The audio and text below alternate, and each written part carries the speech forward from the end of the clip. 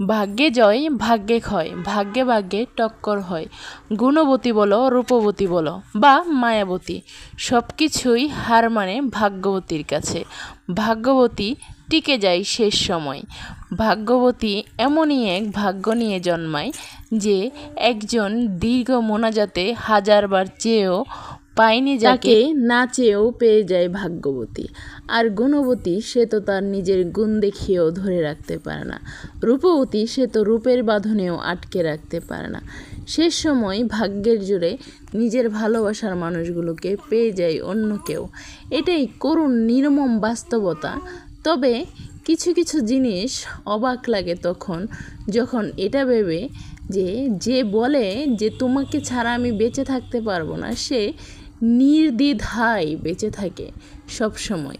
শুধু কি তাই বলার জন্য বলা হয় এই কথাগুলো?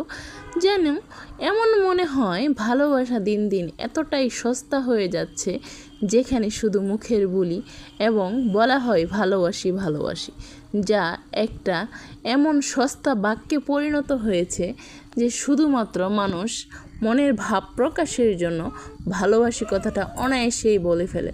কেন এতটা সস্তা আজ ভালোবাসা? কেন এত মিথ্যে মোহ মায়া দেখানো হয়? এগুলোর জবাব কি কেউ দিতে পারবে? সবাই কি এক জায়গায় দোষী নয়? যে ভালোবাসা যদি ভালোবাসার মতো না বাসতে পারো, তাহলে আর মুখে বলো না ভালোবাসি। থাকুক না কিছু ভালোবাসা না বলাই সুন্দর।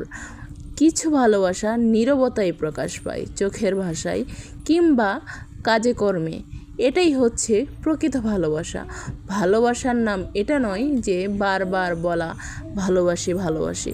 ভালোবাসার ব্যাখ্যা যদি দিতে হয়, তাহলে বারবার বলবো নীরবতাই ভালোবাসা হয়। নীরবতার বাক্য যে বোঝে, সে ভাষা যে কত সুমধুর এবং স্নিগ্ধ, সে ভালোবাসায় পড়লে তুমি আর যাই হোক মিথ্যে ভালোবাসার টানে অন্যকে মায়ায় ফেলবে না।